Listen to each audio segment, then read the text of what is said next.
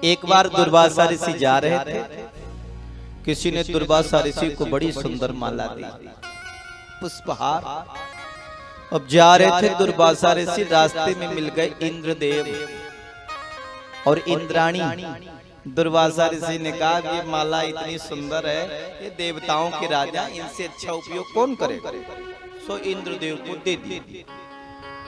अब दुर्वासा ऋषि थोड़ा सा आगे क्या बढ़े कि इंद्रदेव इंद्राणी ने उस माला को ऐसे फेंक दिया तो हाथी के सूंड में चला गया, और हाथी ने झटकारा तो नीचे जमीन पे चला गया, और जमीन पे गया तो हाथी का पैर पड़ गया, कुचल गया।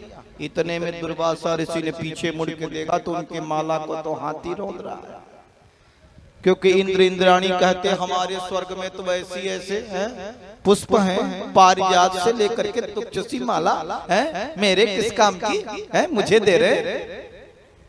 दुर्वासा ऋषि ने श्राप दे दिया, इंद्र तू स्वर्ग के रहने के काबिल नहीं है, जा तेरा तेज और धन संपत्ति सब समुद्र में समा जाए। और देखिए दैत्यों के समय राजा है महाराज बलि। अब महाराज बलि ने आक्रमण किया दैत्यों ने स्वर्ग पर, सारे देवता हार गए, क्योंकि देवताओं का तेज तो समुद्र में खत्म चला गया। सारी संपत्ति, सारी लक्ष्मी रमा भी चली गई, स्वर्ग लक्ष्मी जिसको बोलते वो भी समुद्र में समा गई। अब देवता मारे मारे फिर गए, भगवान के पास पहुंचे, बोले नारायण आप कुछ कृपा करिए, गोविंद अब हम सब आपकी शरण।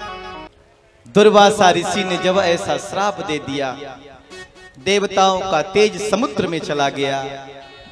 देवता ब्रह्मा जी के साथ मिलकर के नारायण जी के पास में गए, और भगवान नारायण ने कहा देवताओं समुद्र मंथन करो, क्योंकि जब समुद्र मंथन करोगे तो फिर अमृत निकलेगा, और जब अमृत का पान करोगे तो तुम्हारे अंदर पुनः वो ताकत आएगी, शक्ति आएगी, तेज आएगा और अमर हो जाओगे। देवताओं ने कहा ठीक है भगवान, लेकिन समुद्र मंथन होगा कैसे? तो मंदराचल पर्वत की मथानी बनाई गई, वासुकी नाग की जो है रस्सी बनाई गई। अब ये हुआ कि मंथन कौन कौन करेगा? तो भगवान ने कहा जाओ असुरों के पास, एक तरफ देवता एक तरफ असुर मिलेंगे, मंथन होगा। छोटा मोटा मंथन नहीं, समुद्र का मंथन होना है। भगवान ने कहा है तो तुम्हारे भाई, पिता तुम दोनों के तो एक ही हैं, माता अलग अलग है, ये अलग बात है, सौतेले भाई हैं लेकिन हैं तो भाई, पिता तो एक ही, कश्यप ऋषि के पुत्र दैत्य और कश्यप ऋषि के पुत्र ही देवता। सारे देवता असुरों के पास में गए, और उस समय तो महाराज बलि थे, महाभागवत है। देवता पहुंचे, बोले भैया जी राम राम। सारे असुरों ने कहा आज सूरज पश्चिम से कैसे उगाया है? अभी तक तो जब देखो तब मारने के लिए छिड़े रहते थे, आज राम राम नमस्कार कर रहे हो, बात क्या है? देवताओं, बात बनाने में देवता बड़े कुशल हैं। देवताओं ने कहा देखो हम दोनों तो एक ही पिताजी की संतान, हाँ देखो फर्क तो केवल माँ का ही है, हम दोनों भाई भाई तो हुए।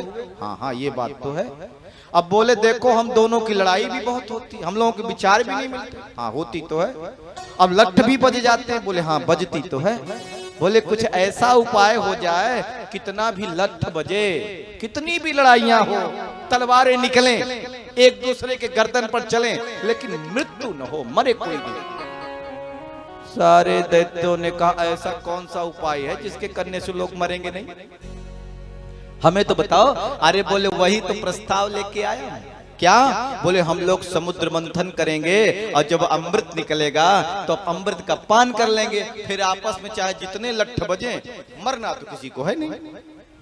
सारे असुरों ने कहा ओहो ये बात तो समझ में आ गई, ठीक है तो फिर बताओ क्या करना पड़ेगा, हम तुम्हारी मदद करेंगे। करना क्या है? बस मंथन करना है बीच में लेकर के, ठीक है। अब देखो पर्वत को लेकर के चले देवता, गणेश भगवान का पूजन नहीं किए सो आधी गली में गिर गया पर्वत। आधे तो वैसे टूट गए, हाथ पैर टूट गया, हो गए। भगवान अपने कंधे पर धारण करके पर्वत को ले आए और जैसे समुद्र में डाला हो तो डूबता ही जा रहा, डूबता ही जा रहा। सो भगवान ने उस समुद्र पर्वत को अपने पीठ पर धारण किया, कच्छप अवतार धारण करके। बोले कच्छप भगवान की जय हो। अब देखो आप समुद्र में जाते हैं तो समुद्र की तुलना किससे की गई है? सागर की भगवान से। भगवान स्वयं कहते हैं जलों में मैं स्वयं सागर हूं, समुद्र हूं। तो जब भगवान सागर हैं तो सागर तो स्थिर रहता है। और जाओ समुद्र के किनारे देखना तो कैसे लहरें आती हैं, फिर लहरें पीछे जाती, वो शांत दिखते हैं आपको, है? स्थिर जल रहा क्या ना। कहते जब ये समुद्र मंथन हो रहा ना तो भगवान के पीठ में खुजली हो रही थी और मंथन हो रहा तो खुजली मिट गई, नींद आ गई भगवान को। भगवान सो गए और जब सांस ले रहे थे तो देखो सांस छोड़ते तो उधर जाता, लेते इधर। होता कि नहीं होता? बड़े जोर से जलाता, फिर देखो पीछे चला जाता है, ऐसे आता है। अब चाहे पूरी चल जाइए, चाहे सोमनाथ चल जाइए, द्वारिका चल जाइए, तमाम जगह पे समुद्र है। आप देखे होंगे स्नान करने लोग सैर सपाट। तो प्यारे भाई बहनों, भगवान ने पर्वत को धारण किया।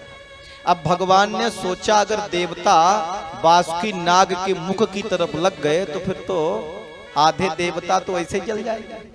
सो भगवान ने व्यंग किया। एक बात कहें आपसे, मूर्ख और शंख दूसरे के फूकने से ही बचते हैं, अपनी बुद्धि काम नहीं करती है? देखो भगवान ने कहा देवताओं तुम बड़े बाप के बेटा हो, नाग के मुख की तरफ लगना। असुरों तुम लग जाओ पूंछ की तरफ। सारे असुरों ने कहा ऐ विष्णु, चाहे समुद्र होवे चाहे न होवे, हम भी अरे गरे नत्थु खैरे बाप के बेटा नहीं है, हमारा भी बाप वही है जो देवताओं का है। अब चाहे समुद्र मंथन हो नहीं, हम इस सांप के पूंछ की तरफ नहीं लगेंगे, हम लगेंगे तो मुख की तरफ ही लगेंगे, और नहीं तो नहीं होगा समुद्र मंथन। भगवान ने कहा तुम ही बड़े बाप के बेटे, देवताओं तुम पूंछ की तरफ लग जाओ और ये मुख की तरफ। हम देखो असुर मुख की तरफ लग गए और देवता पूंछ की तरफ लग गए। समुद्र मंथन आरंभ हो गया। अब जब समुद्र मंथन आरंभ हुआ, नाग का घर्षण हुआ, और देखो घर्षण होने के बाद हुआ क्या? नाग के मुख से विष निकलने लगा, आग के अंगारे निकलने लगे। आधे दैत्य तो ऐसे चल गए।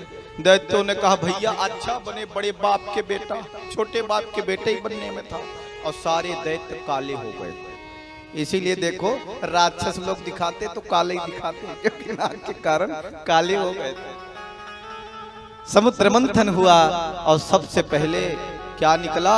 हलाहल विष निकला सारे तीनों लोकों में। और कितना विष निकला?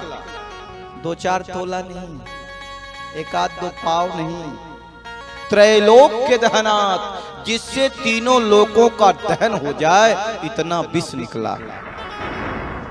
सारे देवता दैत्य कांप गए, अब क्या होगा दुनिया का? भगवान ने कहा जाओ महादेव के पास, जो विष का पान करता है वही तो महादेव होता है। तुम देव हो इसलिए महादेव के पास जाओ।